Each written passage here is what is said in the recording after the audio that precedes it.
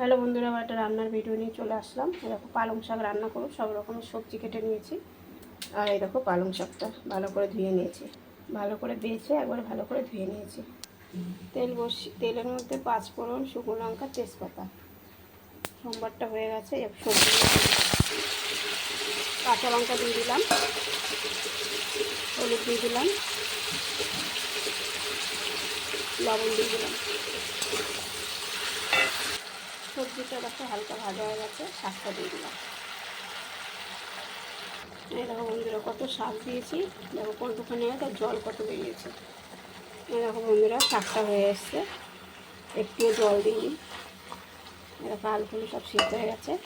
আবার একটু ধনে পাতা আর কাঁচা লঙ্কা, কাঁচা লঙ্কা বলছিলাম, ধনে পাতা আর একটুখানি চিনি দিয়ে নামিয়ে দেবো। আর একটু টানবে।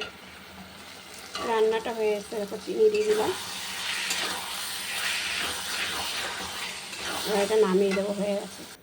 এই দেখো বন্ধুরা রান্নাটা হয়ে গেছে, খুব সুন্দর টেস্টি হয়েছে। কিন্তু আগের মতন আর পালং শাকের কোনো টেস্টি লাগে না, কিন্তু সবজিটা দিয়ে রান্না করেছে খুব টেস্টি হয়ে। তোমরা অবশ্যই রান্না করে খেয়ে দেখবে, খুব ভালো হয়েছে। আর কেমন লাগলো ভিডিওটা অবশ্যই কমেন্ট বক্সে জানাবে।